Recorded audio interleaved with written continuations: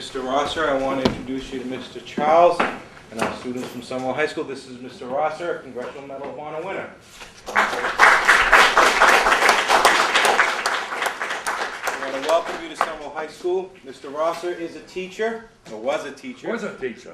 And also here, I just want to introduce is Dr. Frank DeChapri, our School District Administrator for Student Services, and the Captain of the Summerall Police Department, Bob Bradley.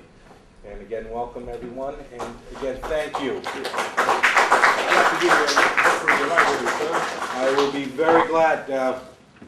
I'm sure our students will want to pick this up. This is a book on Medal of Honor and the various winners. Thank you, sir. I really appreciate it, and welcome. Thank you, sir. We call ourselves recipients. Winning doesn't seem to fit the game. I like to volunteer to come over and talk to you young folks, mainly because I used to be a teacher myself. And so you'll know, where I stand as a teacher. I used to teach the socially maladjusted class. Anybody have any idea what a socially maladjusted class is? That's the class where down in Palm Beach County, Florida, they had several junior high schools. And all the students nobody could handle, they used to send them to me. And I'd get in a little room with them and lock the door.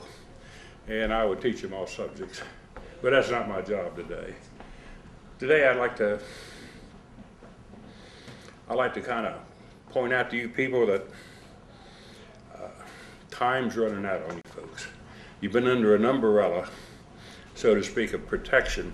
Your parents, the school, the police department here, you've been under an umbrella of people protecting you. And very shortly, by the way, what grade is this? Seniors, right? Yes. Sophomore. Okay. In a very short time, you people there are going to be in the same position that we are. And it's going to happen real fast. You're going to go out and take your place in the world, and you're going to come out from under this umbrella of protection, and you're going to really be on your own. You're going to try to work your way up the ladder of success. And actually, some of you people will do quite well. Really, you'll move into positions of CEOs of corporations or various high positions. Some of you go in the military, do well, but what's going to happen to you is going to happen real fast, very fast. Seemed like just yesterday I was your age, and I went in the Army, and some of the people I served with in the Army was from the First World War, and that was a long time ago. And the folks I ran around with, kind of buddied around with, were from the Spanish-American War, the Boxer Rebellion, and the Philippine Insurrection. And these guys were born in the 1870s. So I've been around a long time. The retired military, veteran of the Korean War and Vietnam.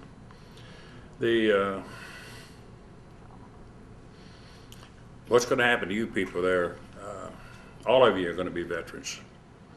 You people are going to take your place in the world, and you got to kind of clean up this mess that we've got going. Probably even your children and your children's children will be working on this thing, trying to straighten it up. Maybe straighten up clean up some of the mistakes we've made.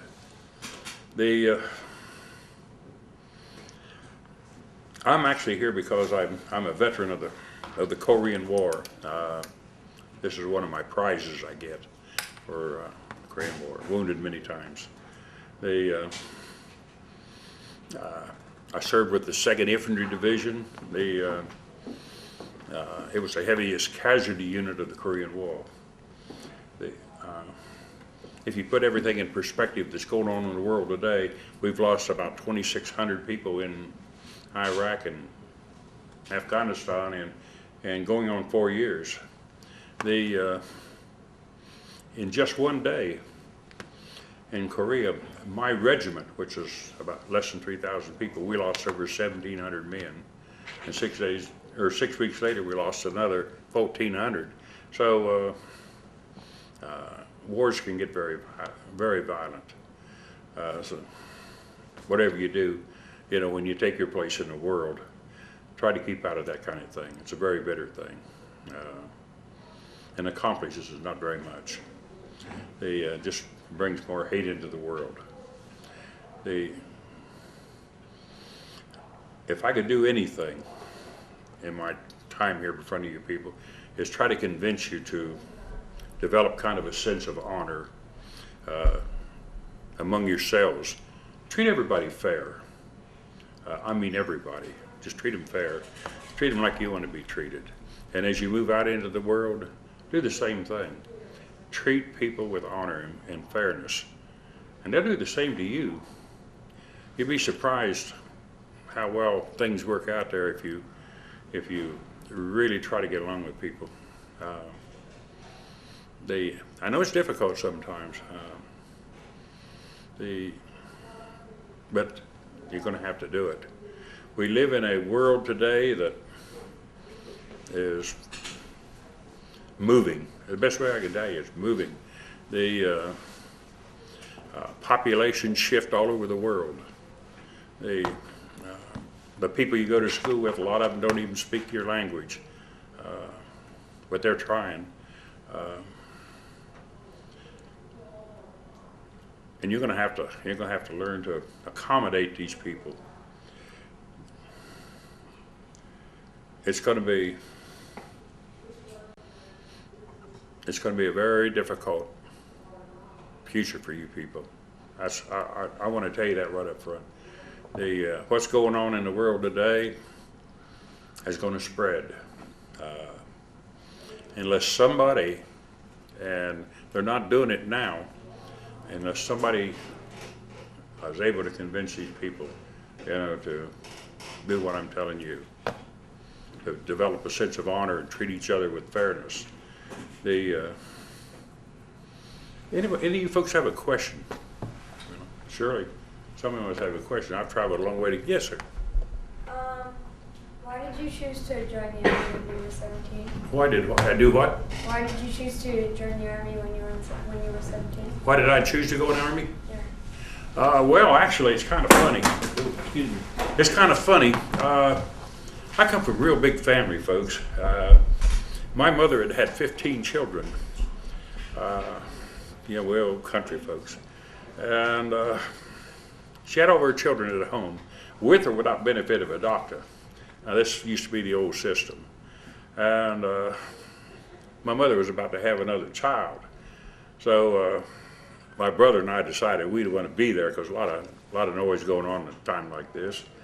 So we walked downtown. And so when we came back, my sisters were up on my porch waving their arms.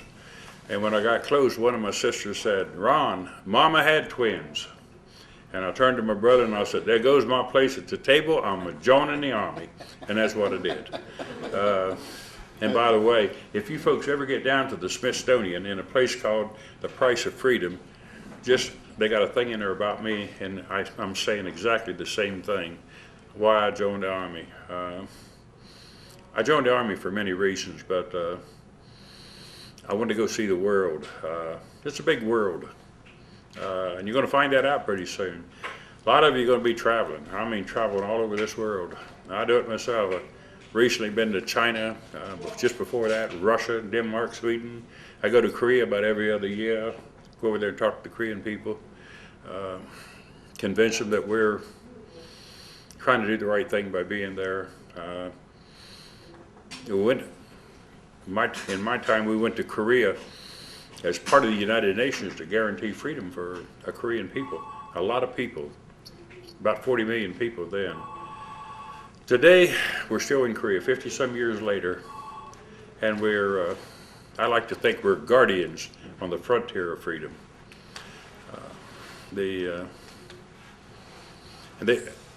And probably one of the few places in the world where the American is appreciated. Because they know the sacrifice that we've made of all the men that were killed and wounded and whatever to ensure the freedom of the Korean people.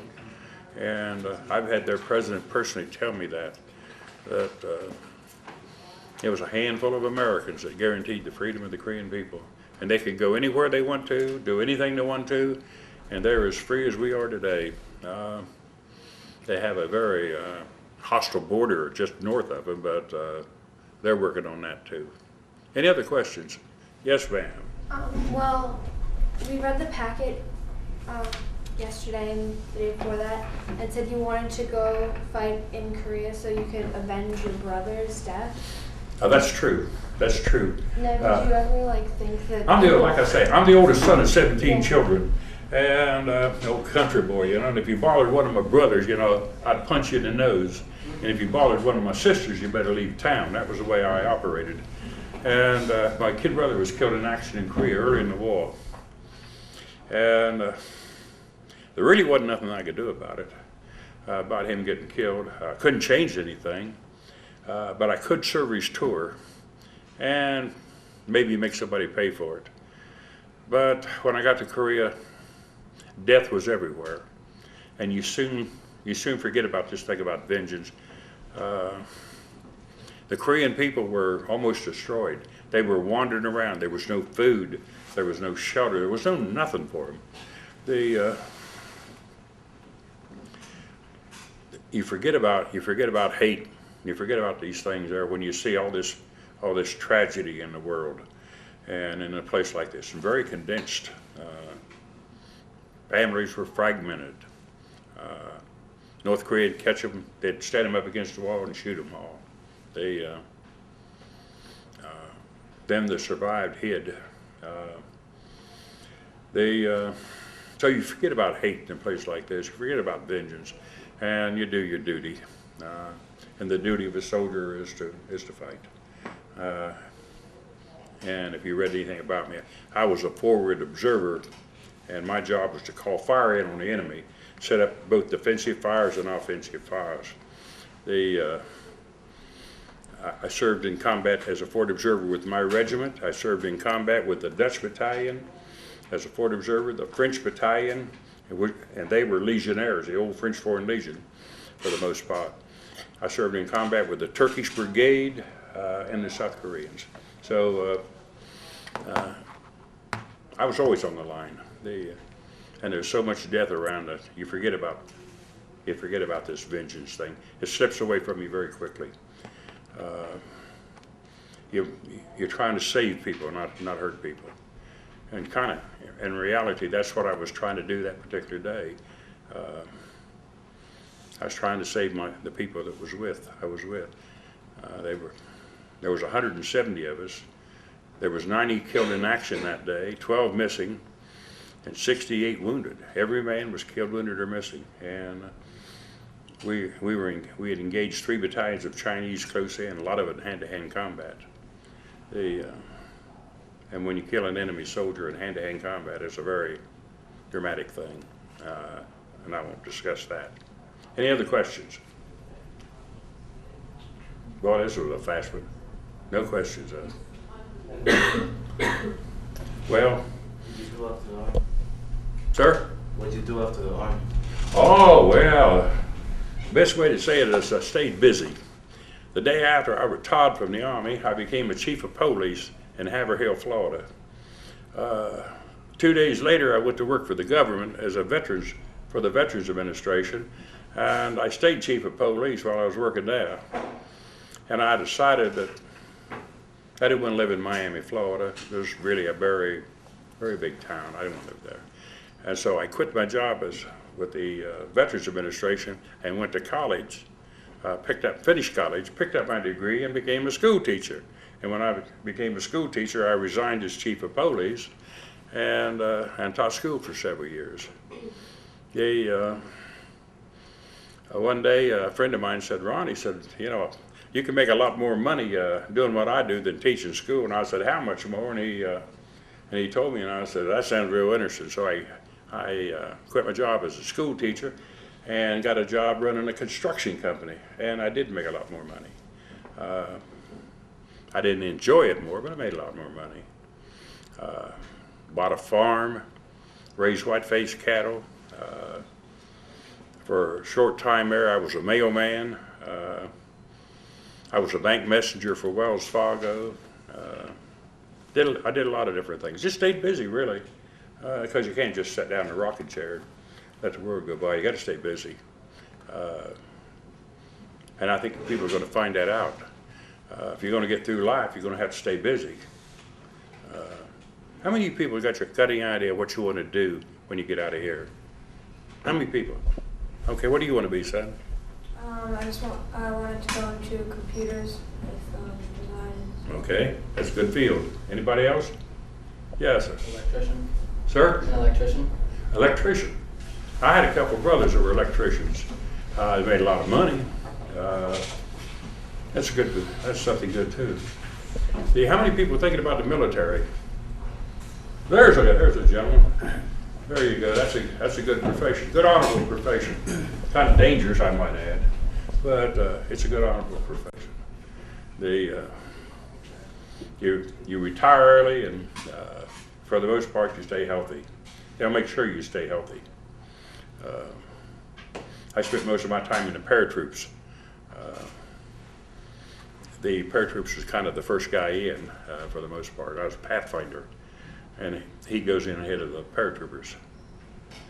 Any other questions? Yes, ma'am.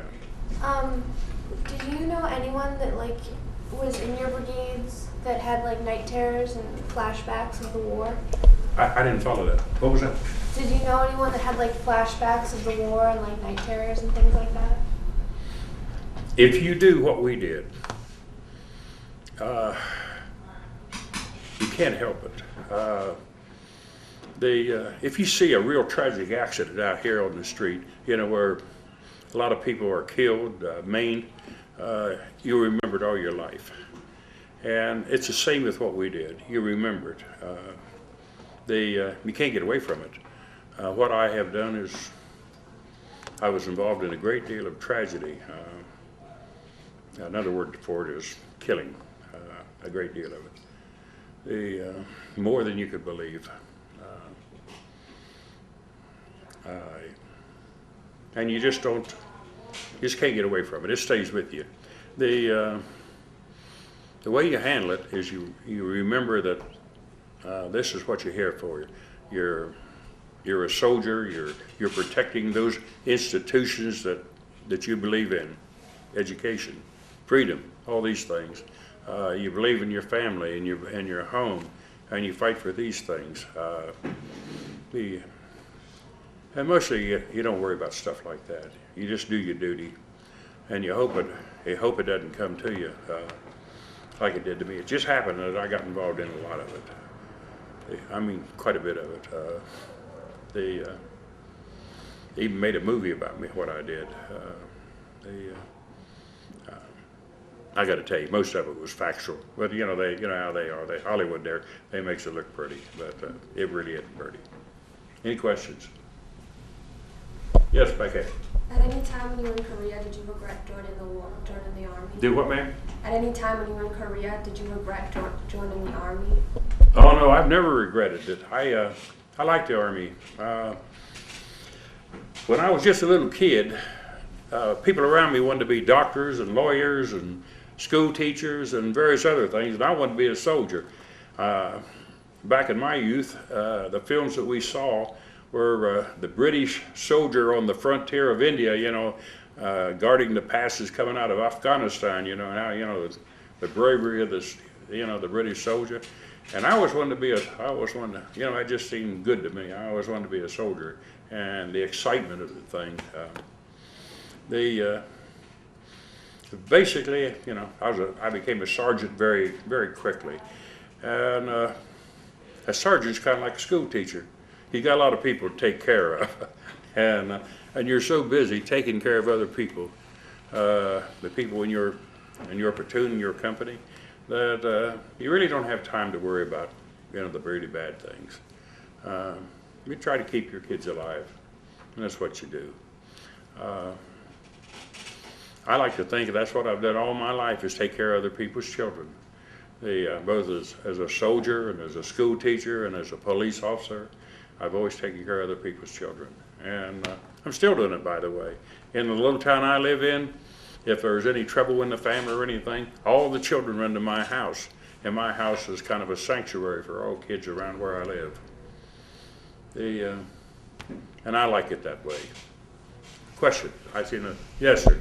Other than your two brothers, did you lose anybody really close to you in wars? I had a brother killed in action in Korea. I had another brother killed in action in Vietnam. Everybody I knew was killed or wounded. The division I was in was the highest, as I said, highest casualty unit of the Korean War. We had over 8,000 killed in my unit, maybe 25,000 wounded. And I really didn't know a lot of people because I was a Fort observer. They'd say, go up to Love Company, L Company, and they got something to do. And I would go to Love Company. I'd never know anybody. I'd say, you know, I'm Sergeant Rosser with, or Corporal Rosser at that time, the Fort Observer from a heavy motor company, and they'd say, well, here's what we're going to do, and I'd set up my, you know, my plan of what I was going to do, and I'd never know anybody. Really didn't want to know them. Question? Yes, sir. Do you still talk to anybody that like you were? Do what? Do you still talk to anybody that you were really close with in Army? About 10 days ago, I was up in Wisconsin at the Ho Chunk Indian Reservation. We had our national convention of the 2nd Infantry Division there, and some of the men I served in combat with were there. And it was kind of funny. There's one old boy there who was with me the day. In fact, was one of the men that recommended me for the Medal of Honor.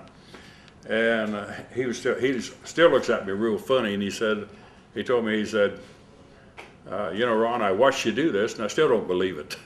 You know, because the Chinese were jumping on my back and grabbing me by the leg, and there was a lot of close stuff. And you kind of stay busy, really, at a time like that, you know, kind of trying to get out of the mess. Because you get in a real bad mess at a time like that. A lot of Chinese there in the Korean War. I mean, a lot of them. They look like an ocean wave coming at you sometimes. Question? Who was the toughest fighter, the Koreans or the Chinese? The toughest fighters? It depended on how they came at you. The North Korean there, he kind of engine style up on you there, and he'd be on top of you before you could blink an eye. And the Chinese would come at you, they'd be blowing bugles and beating cymbals and shooting flares up in the air, and they'd come at you in mass. So it's hard to say which one was the toughest, because all the time they were all on top of you. They'd get right on top of you. They'd actually get in the trench with you, and the fighting would be close, hand to hand. Question? There we go. We run out of questions. How much time I got, folks? When does this period end? This is the time. Just about end? You should all, you know, appreciate the fact that not too many Congressional Medal of Honor winners actually live to have the medal awarded to them. Majority of them die in combat. It's only through luck that anybody survives that type of a situation and is able to have the Congressional Medal of Honor. Congressional Medal of Honor is the medal that Ron's wearing around his neck.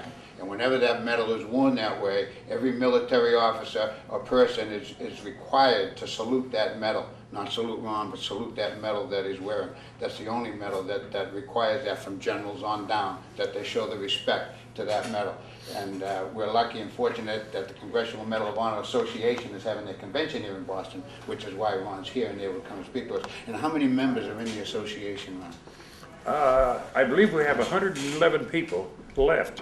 At one time we had over 400, and they went all the way back to the Spanish-American War in 1898, and the Boxer Rebellion and all these different wars.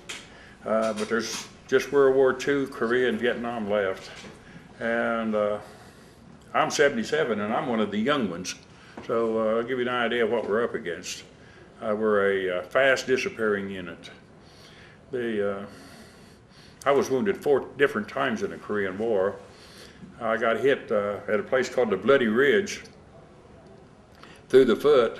It was all hand grenade, by the way, never shot. I got hit on a place called the Heartbreak Ridge. My unit took it, and I got hit through the leg. And then the day I got the Medal of Honor, I got hit 2 times that day, in the shoulder and the hand. But it was interesting. It was interesting. The American soldier is the best soldier in the world, folks. Bar none, he's the best soldier in the world. The people we go up against, like over in Iraq and Afghanistan, they don't stand a chance against us. Really, if they get involved in us in a pitched battle, they don't stand a chance. We're just we're better equipped and better trained, and better led than them people. They can hurt you, but they always lose. They always lose. It's an honor to have you.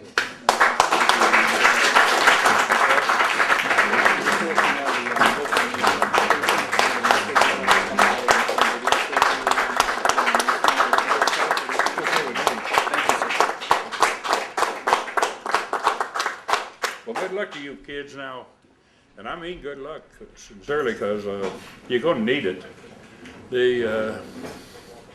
That brass ring of success comes around every once in a while, and you got to get yourself ready for it. A good education and a good foundation. Honor's important. Don't get involved in drugs or alcohol or crime, because you missed the ring. And you'll all do well if you leave the bad stuff alone and get yourself ready for the world. Because in a very short time, it's going to be your world, folks. Remember that. All of us will be gone, and the world will be yours. This will be your country, and we're going to give it to you. And all we ask from you is you turn this country over to your children and your grandchildren as a free nation.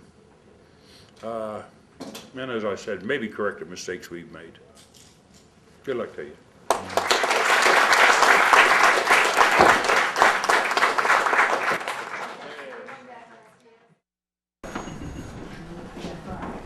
Good morning, guys. Morning. We of the Medal of Honor Society, of which there's only 111 left in this whole world, out of 4,600 awarded since the Civil War. Most of them, 67%, are awarded posthumously.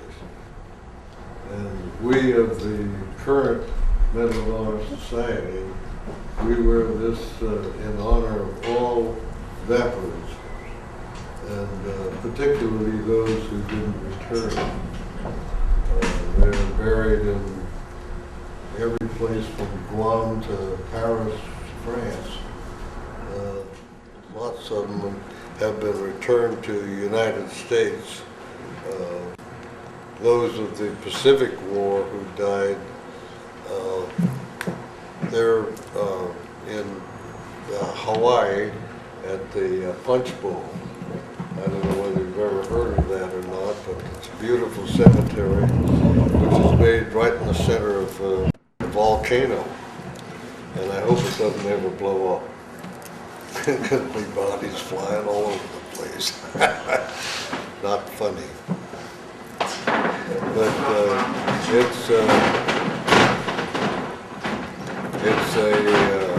awesome decoration for us.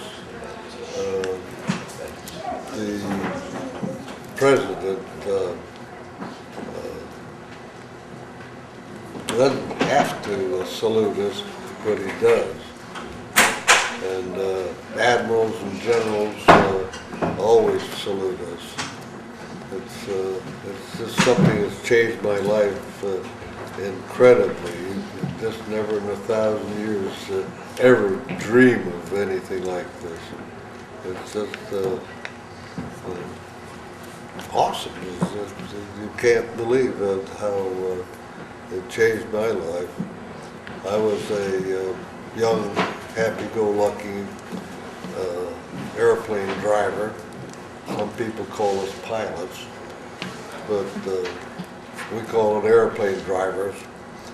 And I had 150 hours, 450 hours in the air when I got into the Navy, and I was talked into going Marine Corps, and I haven't regretted any of that one bit. It was tougher than the Navy, as you might expect, and it just changed everything. From a high-flying damn fool kid to serious fighter pilot. And I managed to survive it. We got shot down twice and have 2 Purple Hearts from injuries occurred. And but this little gem is just what really changed my mind and brought everything down to basics. And it's just incredible how it's changed my life. But I still get around a little bit. I'm 86 years old and 5 times older than you.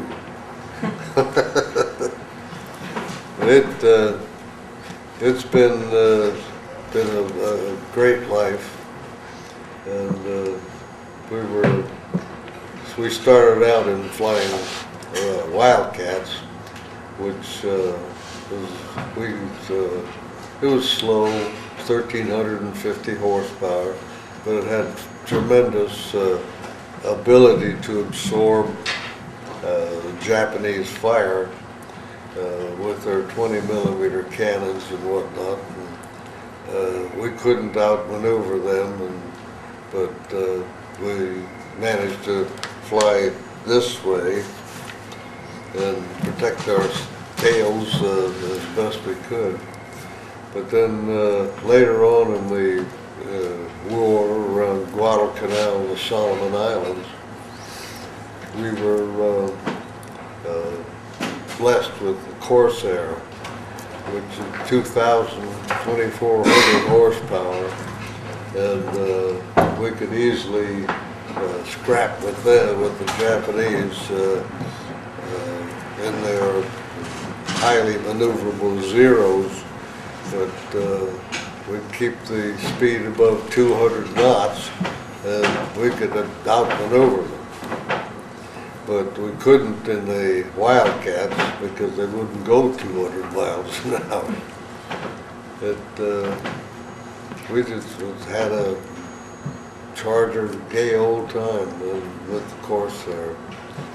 But later on, we were fitted with F4U-1Cs, which is a Corsair with 4 20mm cannons in it. And you can't believe the destruction that they would make. They'd just turn a Betty twin-engine bomber into confetti, just to tear them all to pieces. And that was a good airplane, really good. I like that. Questions? Yes. What's a zero? What's What? a zero? That was what? A zero. Zero is a Mitsubishi type 00 fighter plane. And it was highly maneuverable, very fast, and just light as a feather. They could fly a long distance, well, from Rabaul to the Solomon Islands is about 550 miles. They could go down, fight with us, and fly back to Rabaul, where we could no way, in the heavier airplanes that we had, we could not do that. But they could. they had two 20mm cannons in the wings, and they had two 7.7mm machine guns in the nose of the airplane, which would fire through the propeller, and they were synchronized to miss the blades. How they did that, I'll never know, but it was absolutely amazing.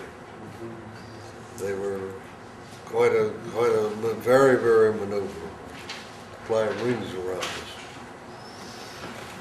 But then we'd just wait till they get bang, just kill them. Have you ever got shot? Have you ever been shot? Do I? Yes, if you've ever been shot. Twice. I got 2 Purple Hearts. I was shot down the first time after destroying 7 Japanese dive bombers and a flight of 150 Japanese planes who came down from Rabaul, and they made one whopping big raid on the forces American forces in Tulagi and Guadalcanal. It was a big mess, and of that first flight, we shot down probably 75 to 80 planes, but we lost 1/3 of our whole Air Force of 85 planes. We only had roughly 50 left. It was kind of hairy around there for a while, but we managed to whop them. We beat them. But my airplane got hit with a 7.7mm machine gun from a rear gunner of number 8, which disabled my engine, and I had to make a water landing, and I had a face full of glass and cut out the plexiglass and regular glass, and Coast Guard picket boat came along and picked me up. Before they picked me up, they hollered from the boat, "You an American?" My answer was not suitable for this class. I told them in no uncertain terms, "Yeah, Dad." But they picked me up, gave me a Purple Heart when I got to Tulagi, and I got another one in the Bunker Hill.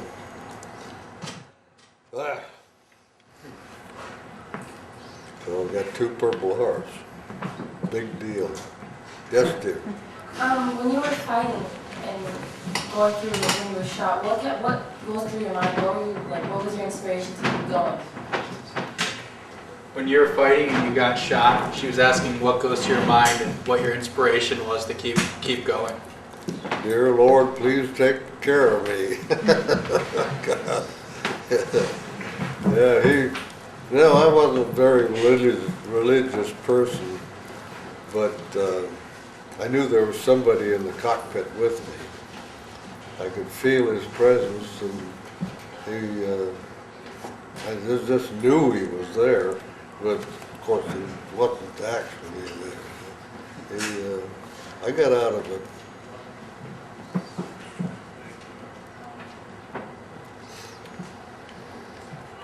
Any more questions? Were the planes hard to control? The what? Were the planes like easy to control? Were the planes hard or easy to control? No, we had booster ailerons that we could turn without any problems. And actually the rudders, or actually if we ever got in a dive, and then your controls would freeze up, just literally lock, because it overcome the spoilers and whatnot in your control surfaces. But it was, we'd get the darn things in a dive probably around 500-600 knots, and man, that's moving, particularly in a piston engine airplane. Anybody else have a question? Yes, dear. Hi. How did you feel when you first engaged the enemy? I don't know what else you would call it. My heart was in my throat, to say the least, and it was hairy. We really didn't understand how you would feel to see the Japanese, knowing that they had superior type aircraft early in the war, but later on we were the superior ones. And but you know, the first part of the war we were land-based, and then the second part we were carrier-based, and we had a Task Force 58 which stretched from horizon to horizon. There was 14 full-length big carriers and about 7 or 8 smaller carriers. There were 6 battleships and 2 battle cruisers and 44 destroyers. Just, man, it was nothing but wall-to-wall ships, you know, stem to stern. And when we got into Iwo Jima and fleet strikes on Japan, it was, God, it was absolutely incredible. And we'd fly around in the middle of the night, and when we are at night flying, we didn't have any instrumentation which told us where the ships were. And we had to find the fleet first. We had to find out which way the carrier was and which way it was going, and then you'd circle around and try and find the landing signal officer. And with a Corsair, it had gull wings, and you'd be sticking your head out the side of them to try and find the landing signal officer, and you'd finally land on it and hope that the deck would be right, because they'd be going up and down good 20 feet as you were coming in for landing. And say it was hairy, man, oh man, it really was.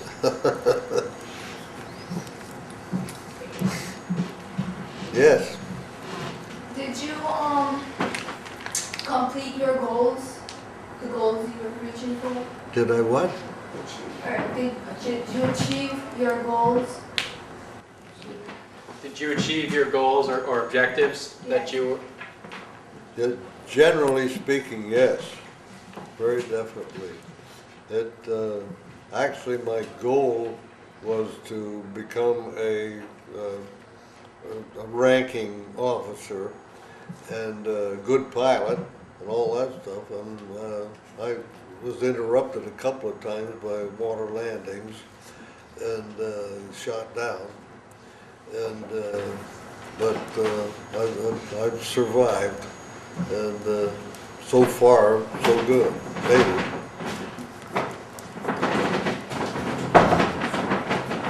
Did you ever shoot at the wrong person? Did you ever shoot at the wrong person? She asked if you ever shot at the wrong person. No. Well, once in a while somebody would fly across in front of me, but I could instantly recognize that it was friendly. But with the enemy, you instantly recognize there was a combat situation and you can fire.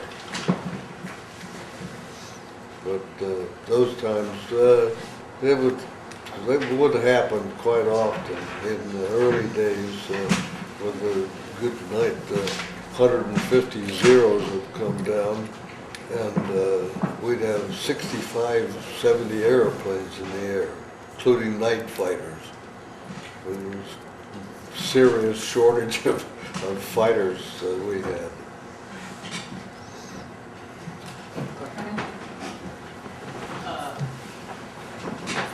How long were you guys in battle for? He asked how long you were in battle for.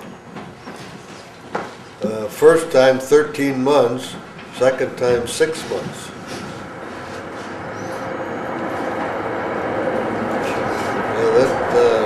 That 6 months on the Bunker Hill was interrupted by two kamikazes that dove into the ship, and we were coming back, and holy smoke, we saw nothing but burning carriers stem to stern, and that killed 400 people on the ship when they hit the thing. That was really bad news. But by and large, it wasn't really bad at all. But watching those guys in the water fighting off sharks and everything else, God, it was dynamite. When did they invent really good radar? The what? Really good radar. When did they invent really good radar? Yeah, we had great radar probably in 44 and 45. 1944 and 45. You started flying when? What year? What year did you start flying? Did fly? Yeah, what year did you start to fly? Oh, I was started in 1939.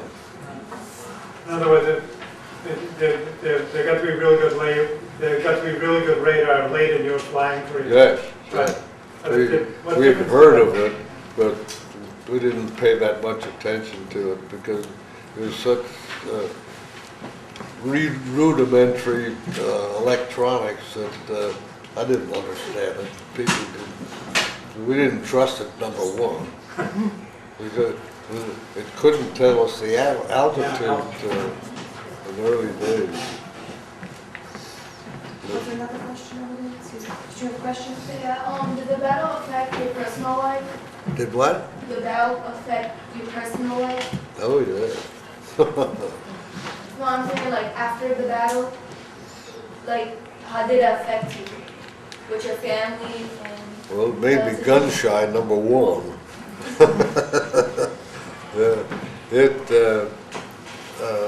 Actually, I don't know, I still have some dreams once in a while, nightmares that upset the heck out of me.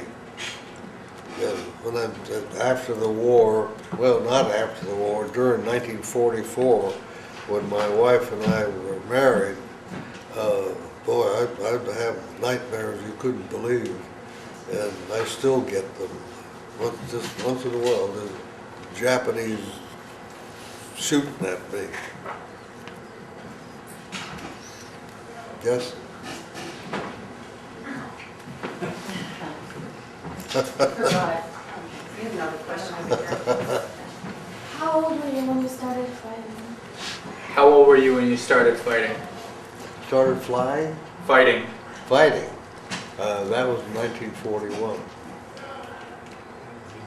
Did anybody defeat the Japanese? The what? Did anybody defeat the Japanese? He asked, did anybody defeat the Japanese? During the war, well, two Zeros and 4 Wildcats would be just about even. But in the early days, one-on-one, no way. No way. We couldn't outmaneuver them because they were so light, and they got, it scared the heck out of me. Go ahead. She remembered. How do you feel with like society today?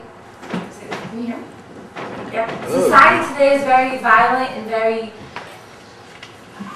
very disrespectful, and especially with the youth. Do you feel that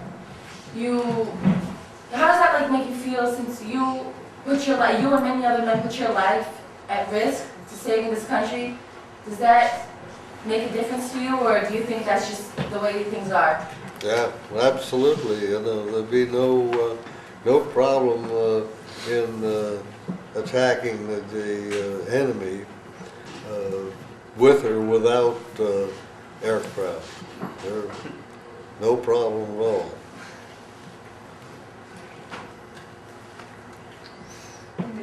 Herman, you have a question? When did you retire? When did you retire? When did you retire, sir? I retired in 1970. As a colonel. You retired as a colonel. Yes. Yes. Yeah.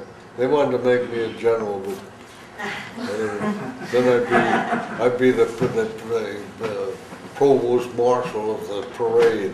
I didn't want any part of that. Have you always felt as comfortable talking about your experiences? Sometimes soldiers and fighters Yeah, I feel like comfortable, I like to talk about it now. even when you first came back, were you as Oh, comfortable? no. I couldn't talk about it at all. For a while. Get me all tied up in knots. But now that years have gone by, we can talk about it.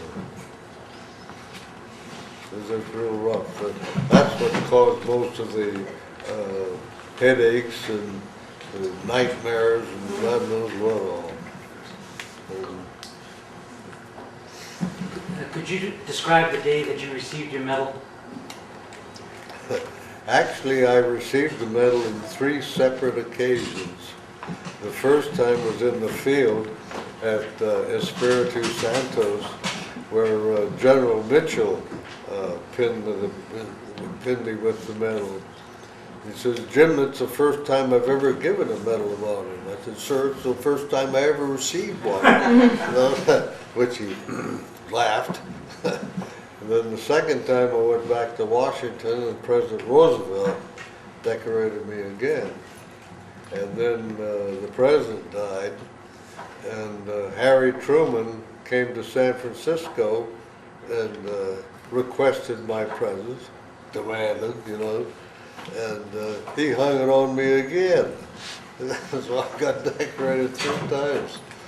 That was very, very impressive, because my wife just flipped her lid. She couldn't stand it. Actually, this medal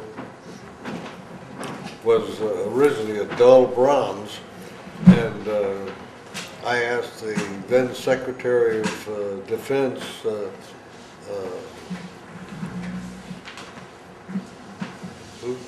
I can't think of his name. At any rate, I asked him if could I have it gold plated, and he said, "Sure, go ahead." I said, "But sir, my son works for your plant in Palo Alto. It'll probably be your gold that goes on it." David Packard was the gentleman's name, and he goes, "Well, okay." So I did it.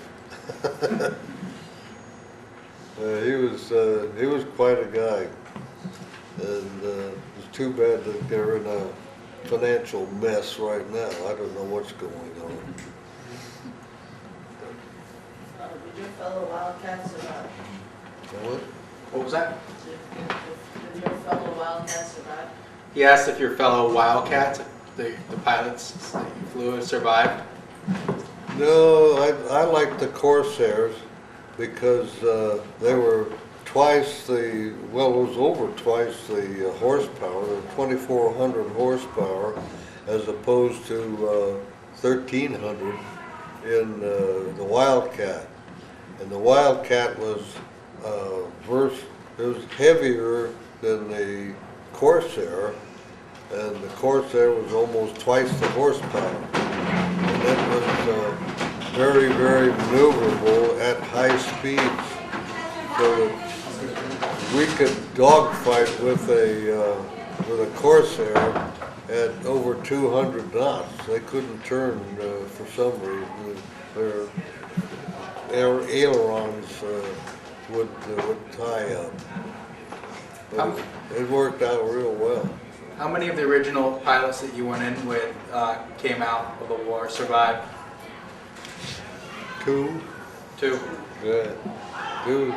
There was 180 of us to begin with, and only 2 of us are still alive. If you look back at your life, would you do it over? Pardon me? If you look throughout the all achievements, the all suffering you've been through, would you do it over? If you look back at your life again, with all the things you've been through, would you do it over again? I wouldn't go through that for anything. Well, I think that was our bell, so thank you very much. This was My wonderful. pleasure.